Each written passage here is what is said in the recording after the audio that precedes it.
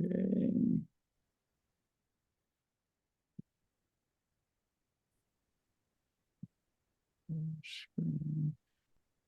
I hope you're seeing Junipero himself.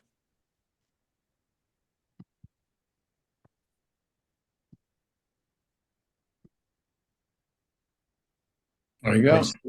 I see them in you.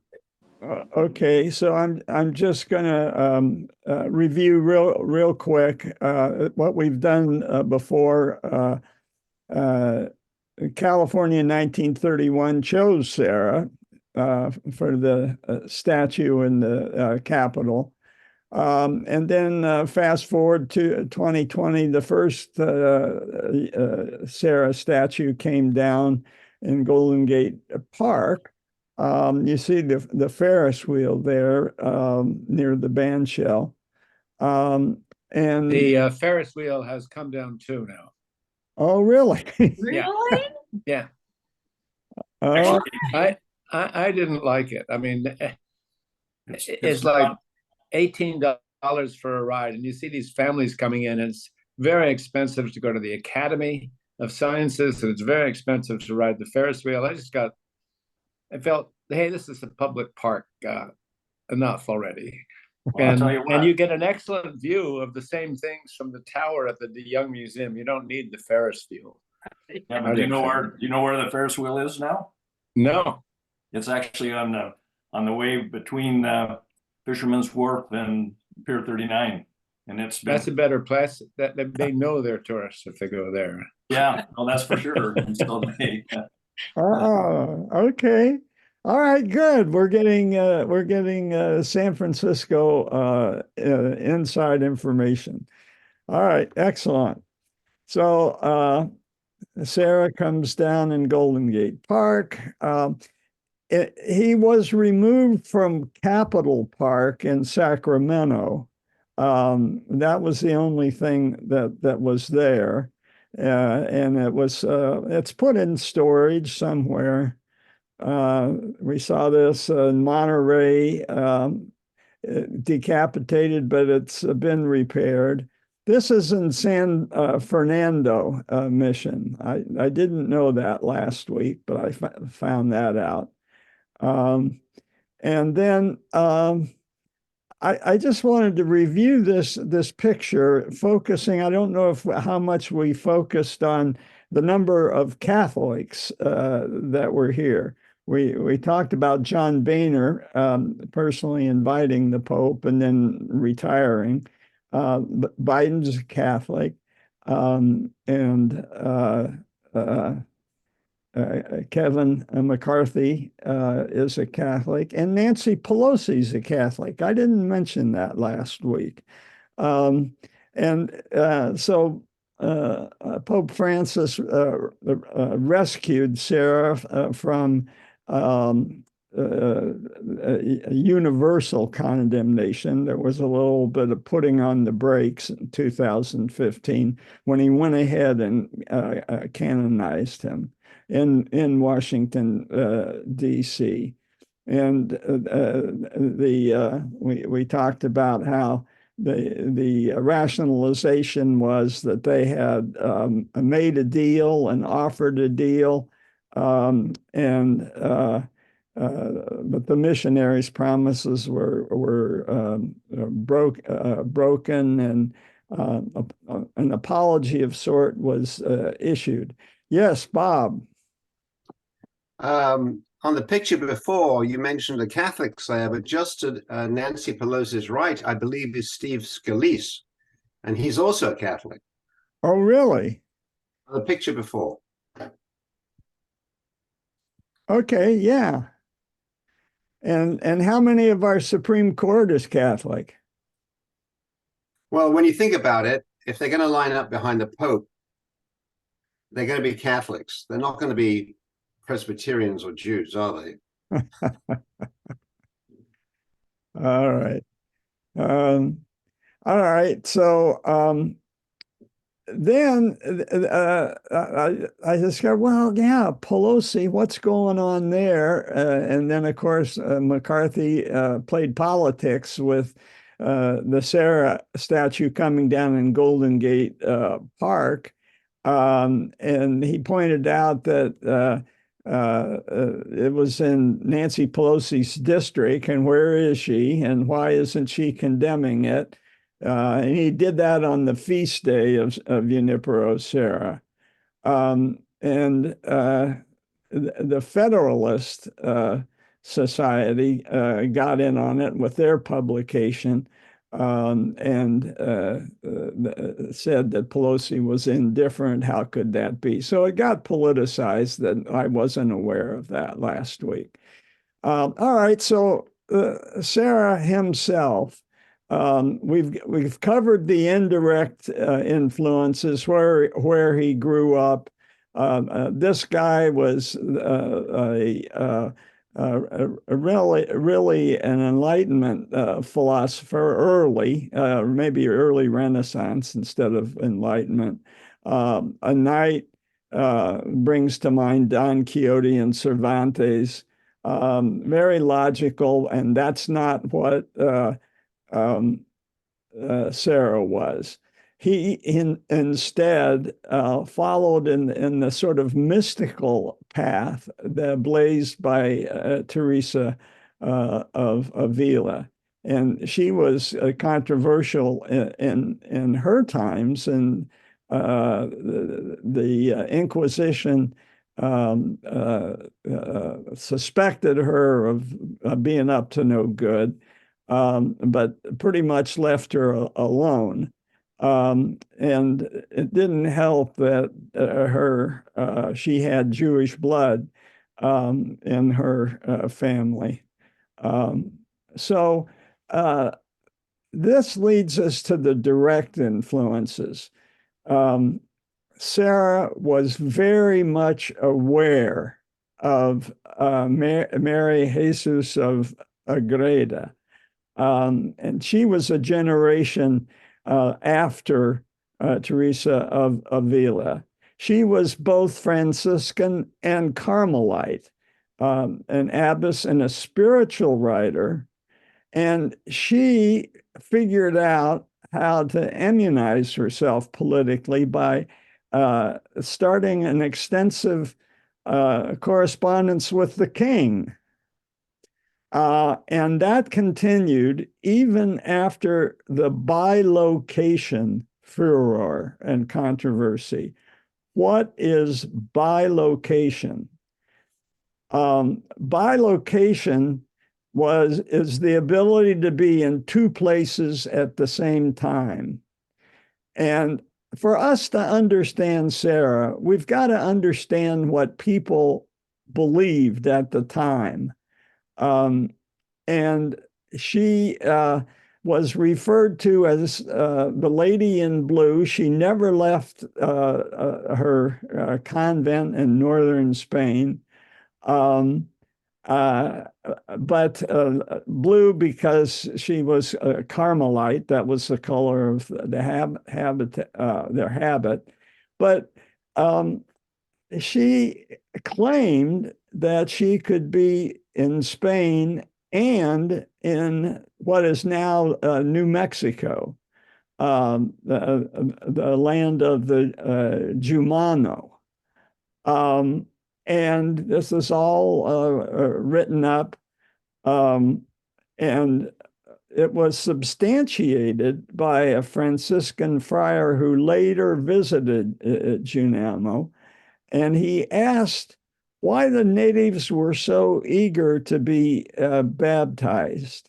And they said they'd been visited by a lady in blue. Well, the Inquisition took notice of that as well. But again, she was immunized by her correspondence with the king. Yes, Jim.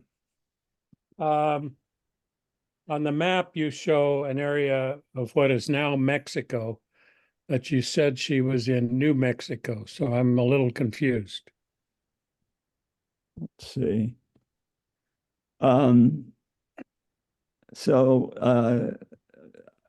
Okay. Fair enough. But it would the claim was Jumano territory spilled across the border. That's the answer. See the outline in red? That's Jumano territory that goes both in New Mexico and Mexico. So the term New Mexico was different then than it is now. Yes, of course. Yeah. I'm using as it is now. Well, it is okay. Okay. I mean, Go the ahead. arrow goes to current Mexico, but that's fine. I understand the red line now. Okay. The and so for us to understand Sarah, you also have to understand that the Inquisition is still going on and will last 50 years after Sarah dies. It doesn't really disappear until after the Napoleonic Wars and the Spanish-American Independence Wars. So as we give our thumbs up or thumbs down to Sarah, we got to keep in mind his times. And his times believed in bilocation. Sarah very much believed in bilocation.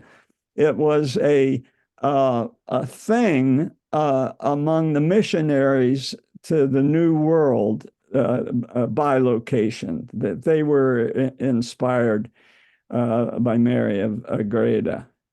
Okay,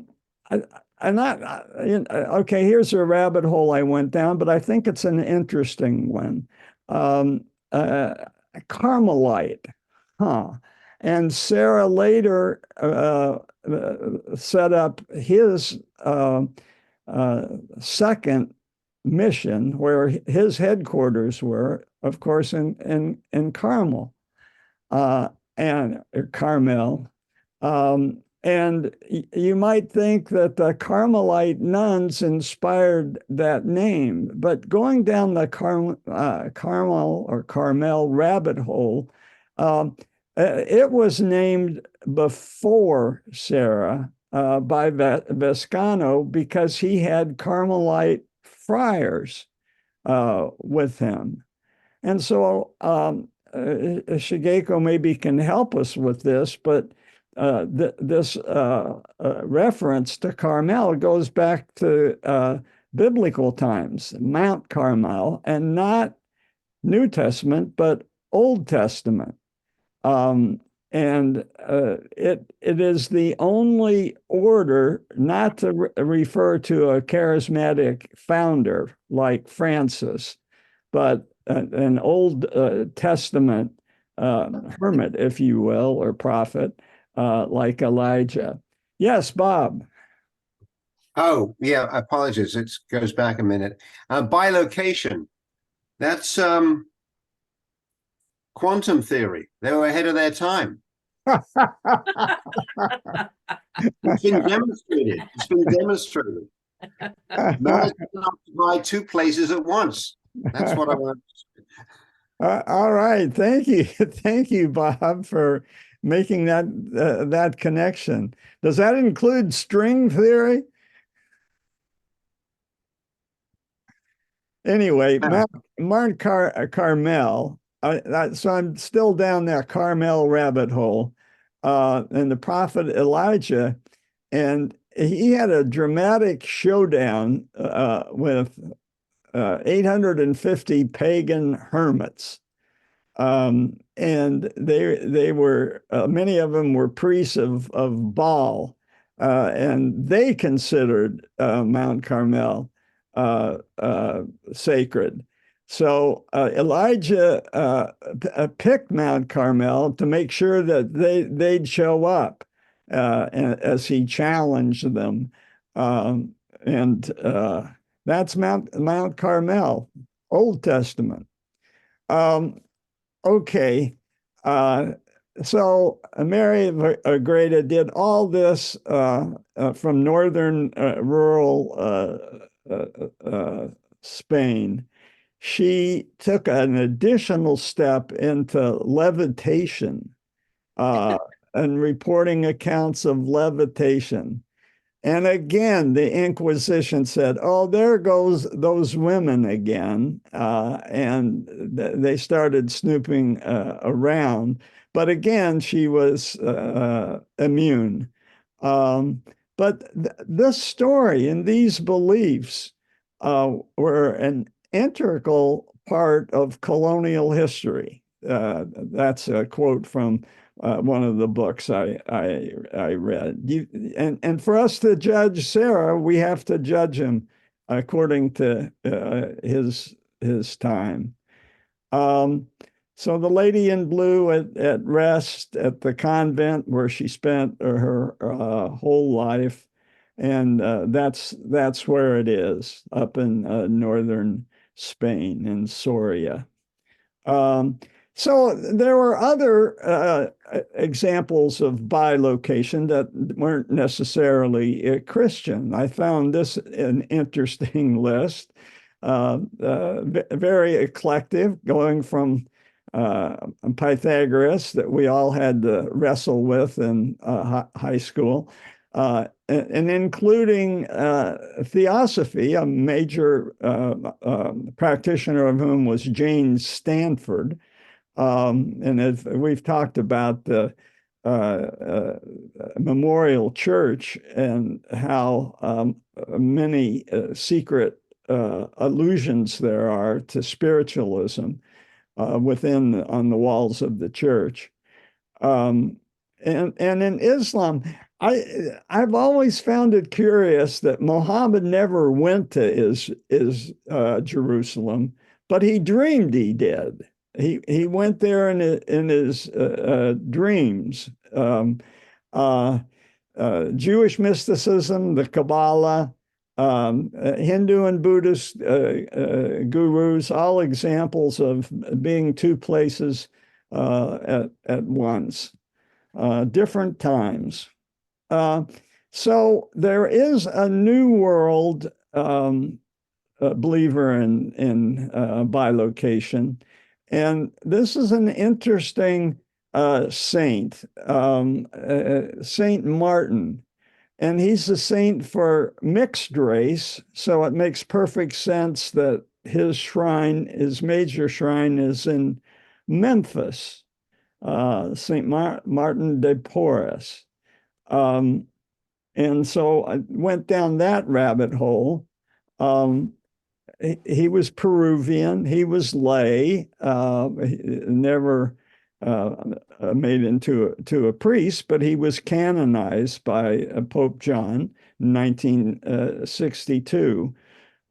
We encountered in all places Kildare, where he's depicted with very dark skin, and I made a little asterisk down here. I was wandering around after service. We went to a Sunday service in Kildare, Ireland, and we were wandering around the cathedral afterwards, and a woman named Bridget came up and gave me a laminated card with St. Martin. Maybe she had seen that I was in an interracial marriage. I don't know.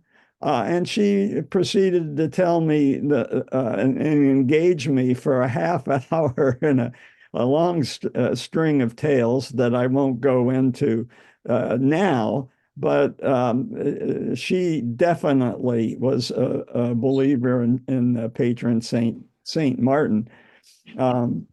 So what else influenced Serra? Yes, Homer.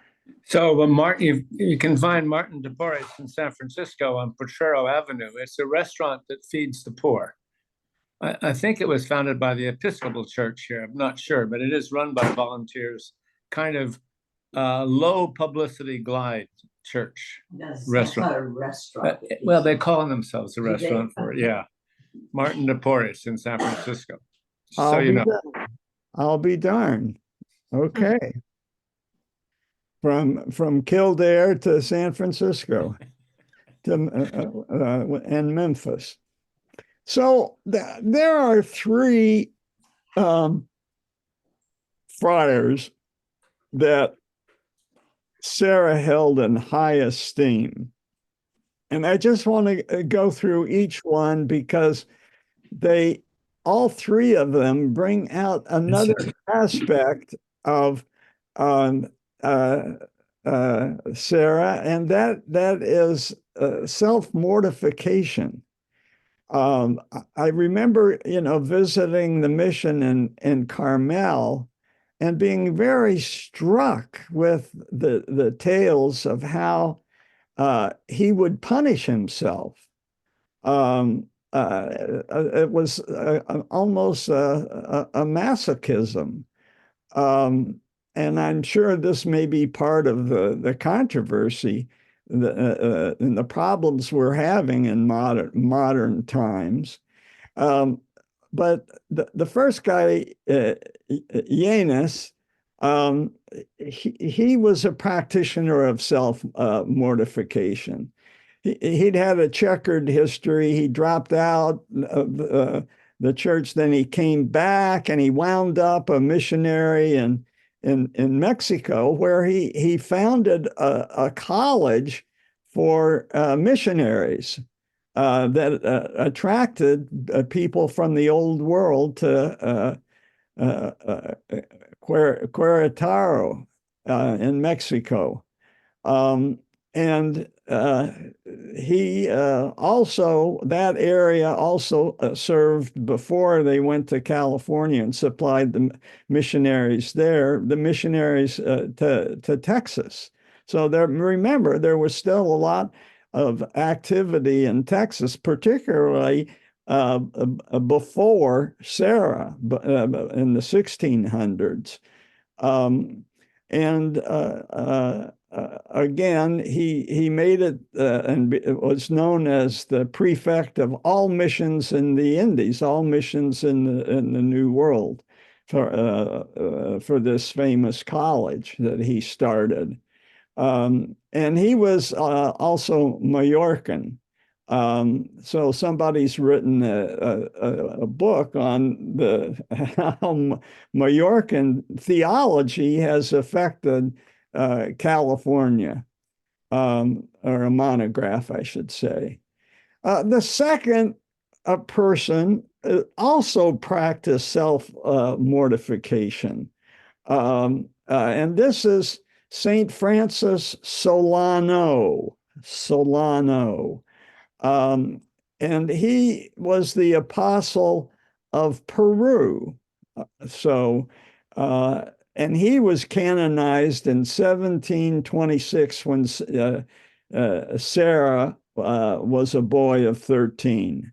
So, and he was already going to the Franciscan school, so this would have affected him mightily. And he all followed St. Francis Solano's practice of penance and self-mortification and fasting and other afflictions against his body. He would take sharp objects and draw blood. And then he gave hints on how you could make it hurt more. You could rotate and make sure you're putting it right into bare skin. And St. Francis Solano also ran naked through fields of cacti. And this was someone that Sarah admired. So when we judge him, you got to judge him in terms of what people believed at the time. Here's the thing. He's found a home in Sonoma.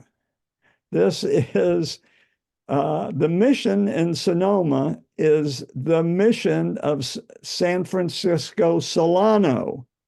So, and the mission in Sonoma was the last mission established. And that was in 1823 after the Mexican War of Independence. So that was unique. But it didn't do that well. It didn't attract the number of converts that they wanted. But the motive for putting it up in 1923 was, wait for it, the Russians. The Russians were coming down Fort Ross, and if they're going to build Fort Ross, we're gonna build a mission that'll probably go out of date, which it did.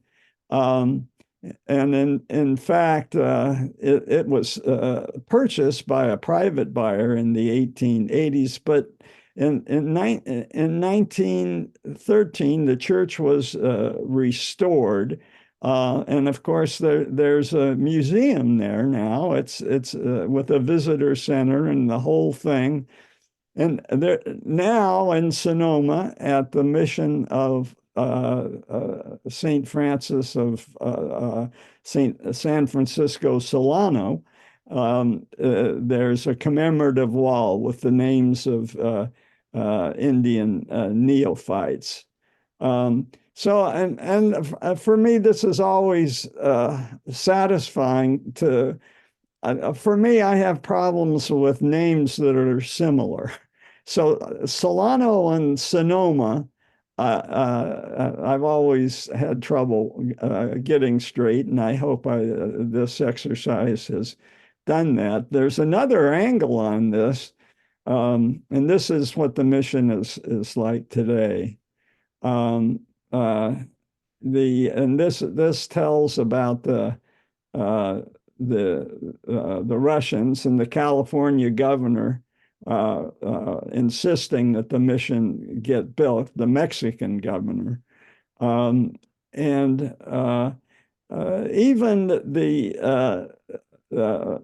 our mission, Dolores, got involved and considered moving to a location with a better climate.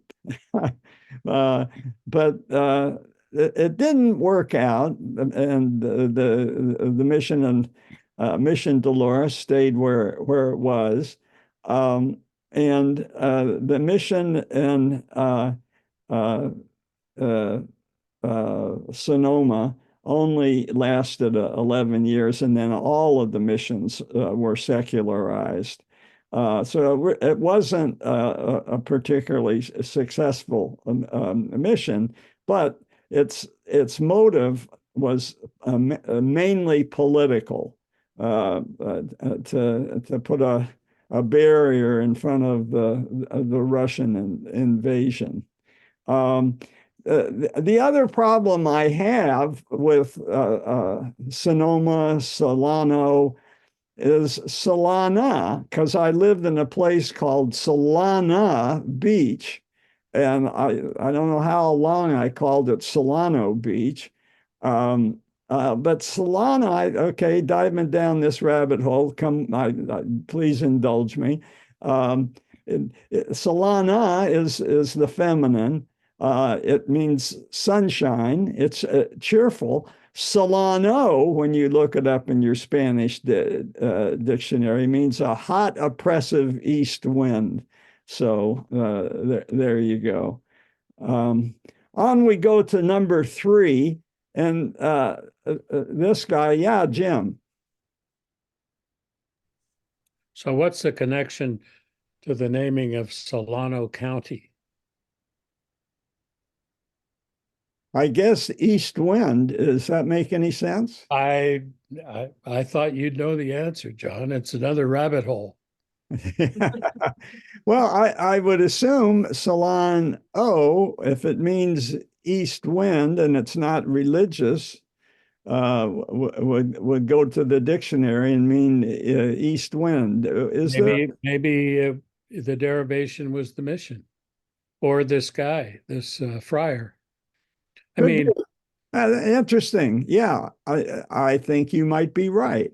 I just looked it up, and yeah, named after Oh, actually, California, Solano County is named after, says Chief Solano of the Susan people. What? And No, no, no. he That was is, named that after the mission. of course. Well, and then indirectly from that of the Franciscan missionary, Father Francisco Solano, whose name was given in baptism to the chief of one of the Indian tribes in the region. There you Okay, go. there you go. So it does go back to our saint. It takes a village. It does take a village. Excellent. Thank you. Thank you. Thank you all. This is why I like our study group. Um, the third guy was like both Saint Francis Solano and Llenas in that he was into whipping himself. They all wore hair shirts, and he would cultivate neglect of insect bites. And this is going to come into Sarah's story, as you'll see. Sarah walked from Veracruz to Mexico City when he first arrived. And he neglected the wounds. And those of us who have treated wounds of the lower extremity know that they can ulcerate and cause problems. Well, that's what happened with Sarah, and he suffered that for the last few decades of his life. Okay, we got some raised hands. Michael. What is a hair shirt? I'm not sure what exactly that is.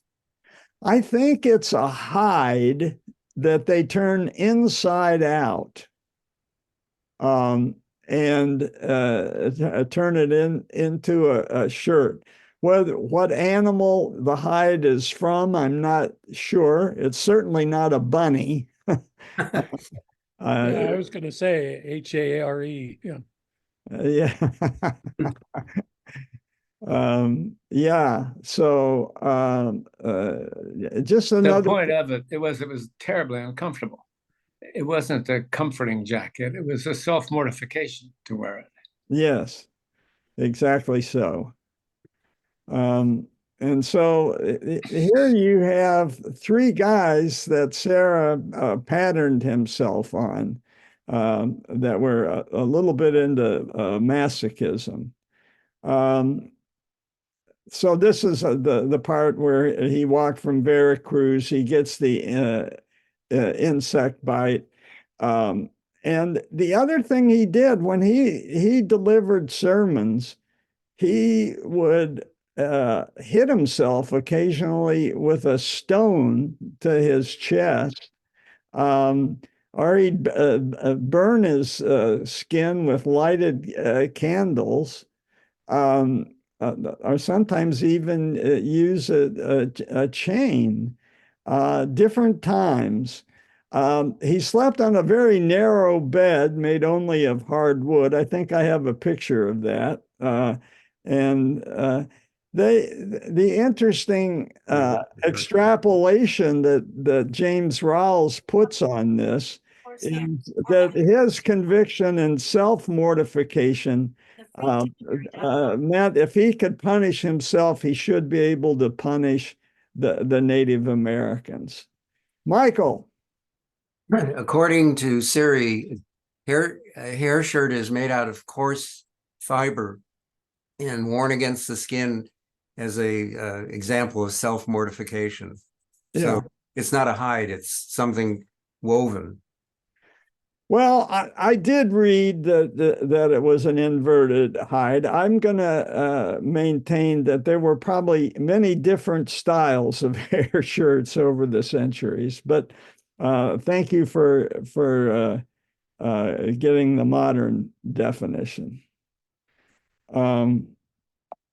Okay. So Junipero Serra, this is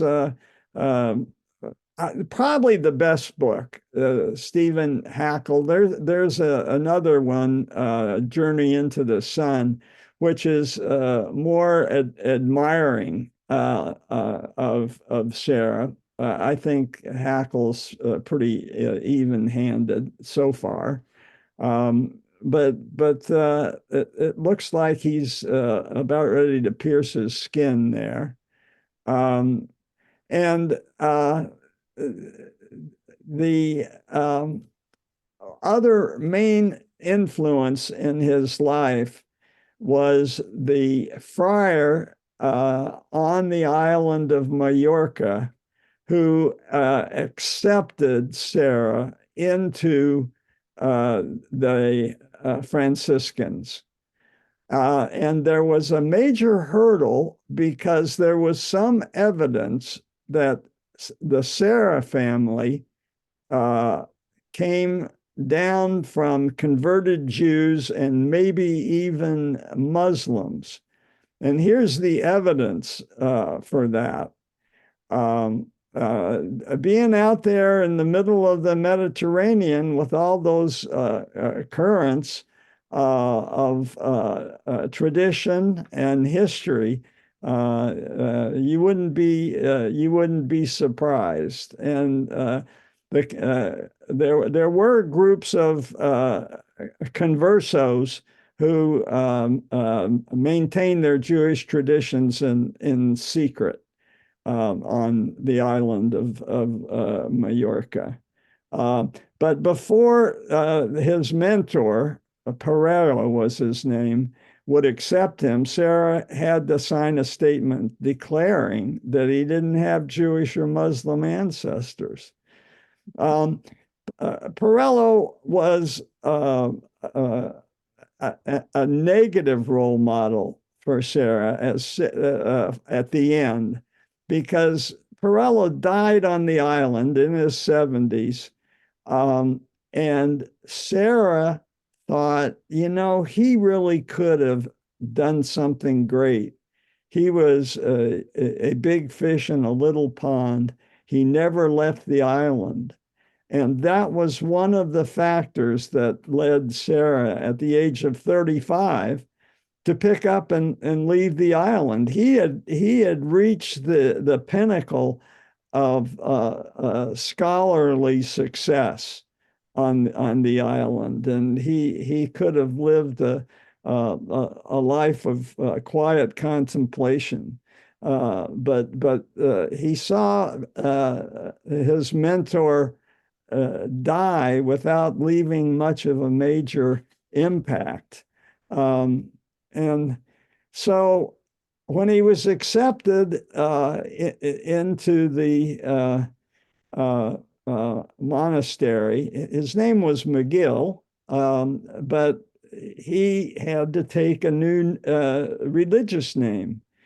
And curiously, he picked the Junipero after Juniper, who was really the court jester for the original Saint Francis of Assisi.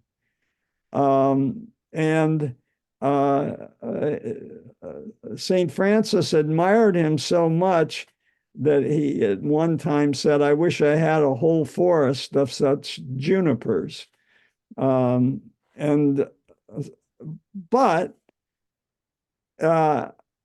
Serra, Junipero Serra, was anything but a court jester. He was the opposite. He was not holy simplicity and colorful. For him to take that name, which is the opposite of what he became as a serious, calculating man, had to be merely aspirational. Merely aspirational. He was not like this guy at all. The one story about Juniper, before we move on, to show how colorful he was admonished because he was always giving his clothes away. and that was based actually on a moment in Francis of Assisi's life when he had given his clothes away before he started his order. But he has become an embarrassment walking around naked, so he ceased giving his clothes away. But the story was that if a naked man came to him and asked for his clothes, he'd say, "Well, I can't give you my clothes, but if I take it off, I can't prevent you from stealing it." So it was a workaround, interestingly enough. Okay, so Sarah was not alone in his dreams on Majorca. As he looked at the world and studied by location, like from Mary of Agreda, he had a very close collaborator and mentee originally. Mentee because his close friend and lifelong collaborator, Francisco Palou, had been one of his students in seminary on Majorca. And after he graduated, he stayed on. He himself was successful and was made into a cleric and someone who could teach as well as Sarah could. And he and Sarah discovered, they say providentially, that each were getting restless and wanted to go to the New World. And when a recruiter came around, they each had approached the recruiter independently. And they only discovered that that was the case when they were together back in Petra, their home. They were both from Petra. So you're going to hear about Palou throughout the rest of Sarah's life. And even beyond Sarah's life. The interesting thing for us in San Francisco is that Palou finally landed as the priest for Mission Dolores. And Mission Dolores wasn't one of the early missions. It was the sixth mission built, but that's where Palou wound up. I'm not going to cover all the missions. I'm just going to focus on the missions that come into our story, like Sonoma / Solana, like our own mission Dolores, like Carmel. Like San Diego, there are some missions you can't avoid, but I'm not going to do all 21.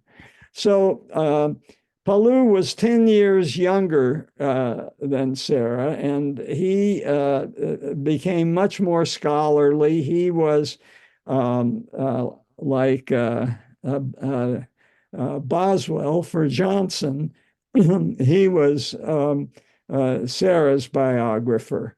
And some of the best early descriptions of the missions come from Palou. Okay, and this is Palou's biography of Sarah.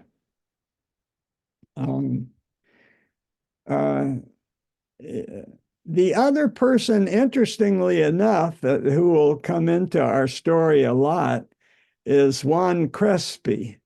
And he had also taken Sarah's philosophy course, just like Palou had. And the triggering point is when Sarah's mentor and protector, Perel, died. The two decided, okay, it's time for us to go to the new world. So Pellew did a lot of things independently.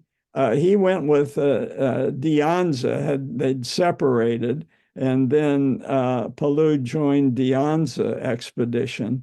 And that's when he offered the first mass at Mission Dolores. And when we get beyond Serra and we get to the other explorers like De Anza, we'll run into Pellew again. And then it was Pellew that gave Serra his last rites in 1784. He got the word in Mission Dolores that Serra wasn't doing well and rushed down to Carmel. All right, so once they walked to Mexico City, with Serra getting these leg wounds, and they go to they're assigned to that college in Querétaro that I mentioned earlier, and they are moved back a grade. They are no longer lecturer, but they are students because they're in a new world and they've got to learn new things. They graduate, and their first assignment, and I didn't know about this, but they go to Sierra Gorda to build missions before they go to California. And these are quality structures. The best example of Baroque in the New World, and they've made it onto the UNESCO World Heritage Sites. Has anybody been to any of these missions in Sierra Gorda? All right. John, my brother John and his wife have been quite a bit to Querétaro, and I'm sure they've been there. Yeah, well, quite a bit of time there. Here the 5R, and this is the panoramic view of Sierra Gorda, which I didn't know anything about. So we'll have to ask John next time to tell us about it. And this is one of the missions close up. All right, so the Russians are coming. They've made it to Alaska. They've paid off the Eskimos to join them and help them hunt fur. And that's going to bring them down as part of the fur rush that we talked about when we were talking about Carquinez Straits and Martinez. And that's what's going to scare people, and that's what's going to finally motivate the Spanish monarch to put a lot of effort in getting people like Sarah to California. So that's where I'm going to stop and see if there's any more conversation to be had before we sign off.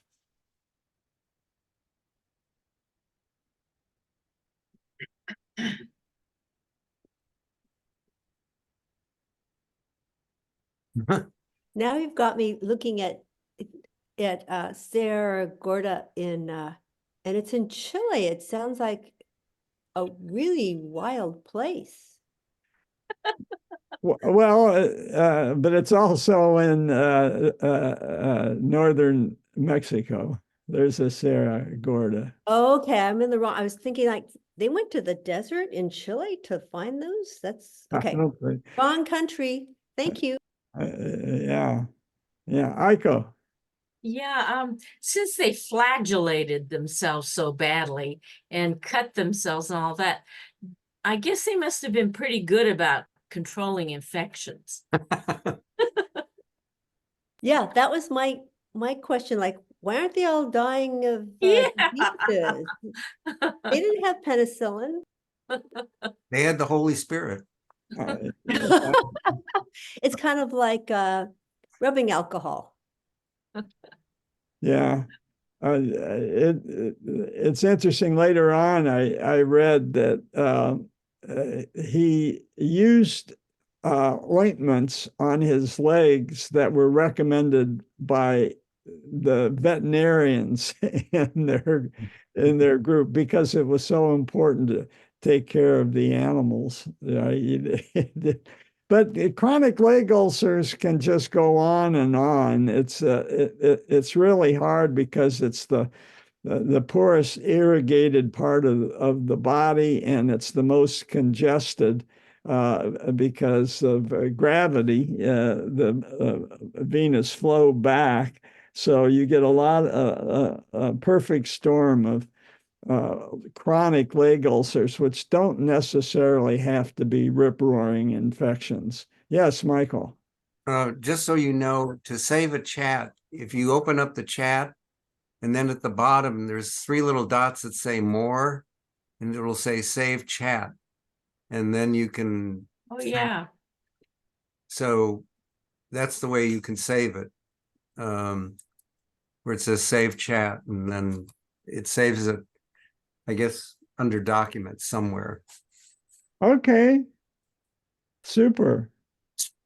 So, Barb or Carol had indicated the thing about saving or collecting the clothes, and there's a phone number. So you can save that chat and get the phone number off of there. Okay. Thank you. It takes a village. All right. Well, I just looked up the distance between Sonoma, where the Solano mission is, and Fort Ross.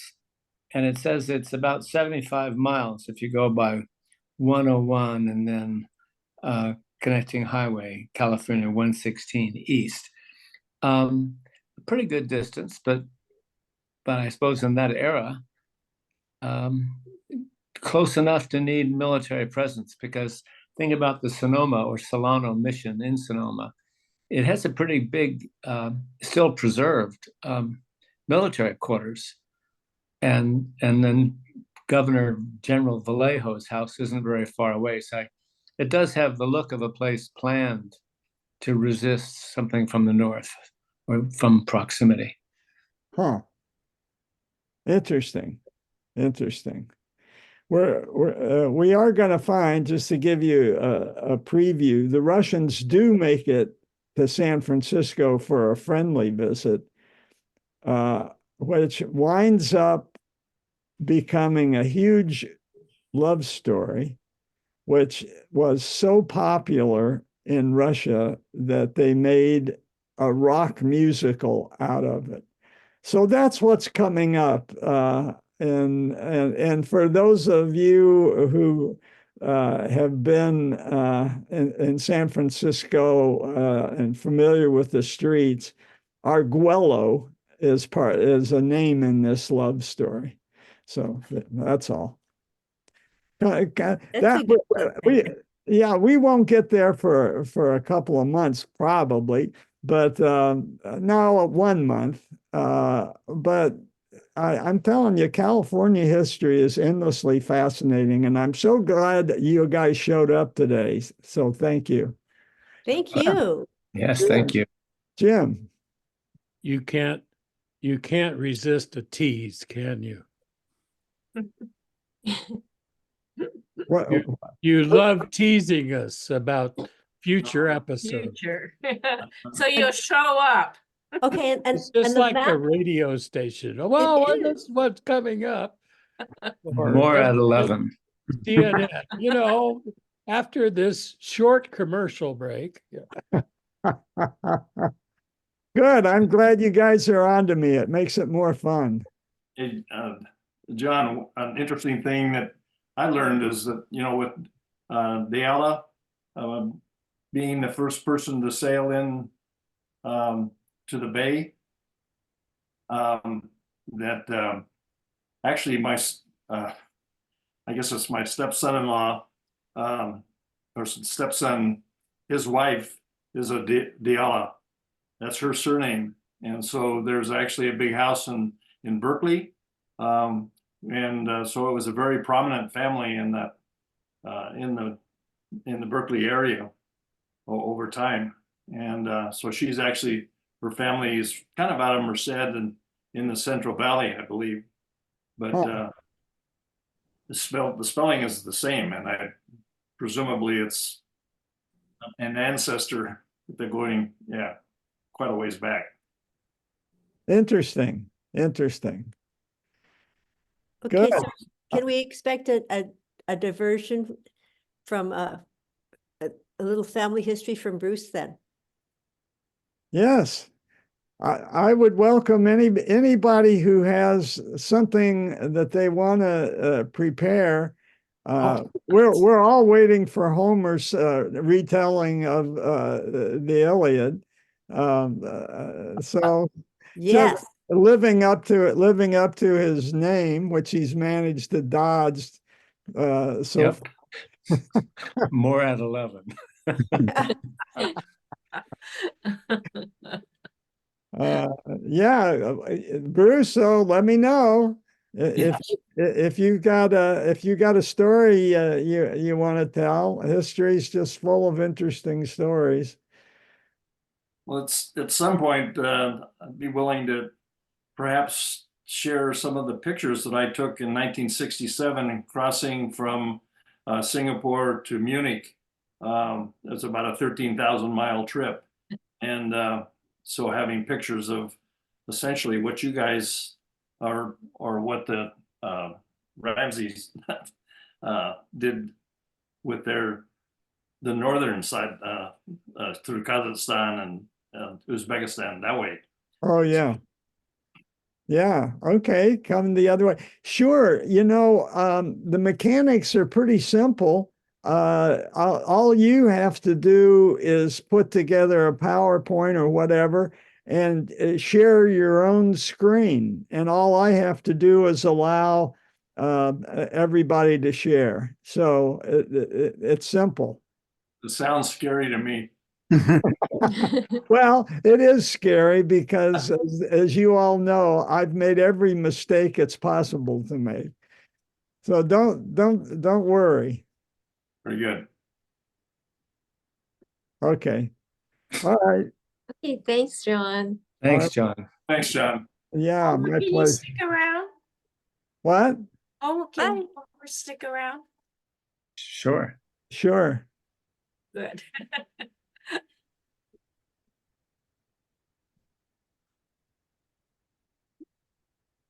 How are you